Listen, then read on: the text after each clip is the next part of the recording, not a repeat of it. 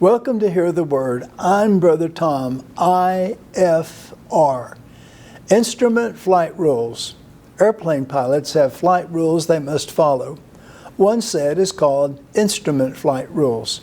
These pilots plot their course and follow their flight plan with air traffic control. They rely completely on their instruments. They must have faith that their instruments are accurate. Training for IFR certification requires many hours of flying with an instructor while wearing a hood. The student can only see the instruments and must rely on them with no visual contact with the world below. The other set of flight rules is called VFR, Visual Flight Rules. This means the pilot relies on ground reference points to fly where he desires. He may follow roads, he may follow familiar ground points. He's free with certain altitudes to circle, to dive, to climb, or fly as he pleases under VFR. He is responsible to be sure to watch for other plane traffic. In the Christian walk, we have similar flight rules. We can follow Jesus by faith, or we can try to follow Jesus by sight. It's best to close our eyes and follow him by faith.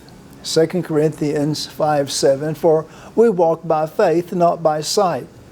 When we walk by sight, we see the storm. Matthew 14:30, but when he saw the wind boisterous, he was afraid. Beginning to sink, he cried out, saying, Lord, save me. Peter was walking on the water. Impossible, some would say. But the Bible clearly states that Jesus permitted Peter to walk on the water. Our God is an awesome God.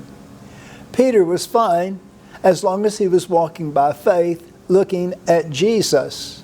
But when he saw the wind boisterous, he took his eyes off of Jesus and began to sink.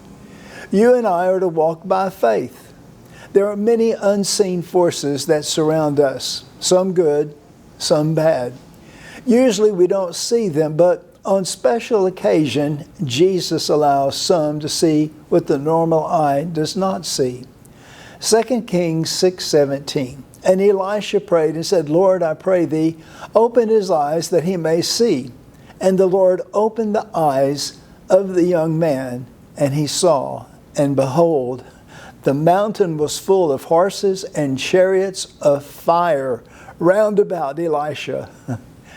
What the enemy wants us to do will cause fear, confusion, lack of faith, and agony. We must keep our eyes on Jesus. Bad things can still happen to us, but we must focus on Jesus.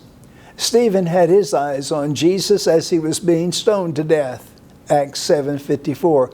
But he, being full of the Holy Ghost, looked up steadfastly into heaven and saw the glory of God and Jesus standing on the right hand of God, and said, Behold, I see the heavens opened, and the Son of Man standing on the right hand of God.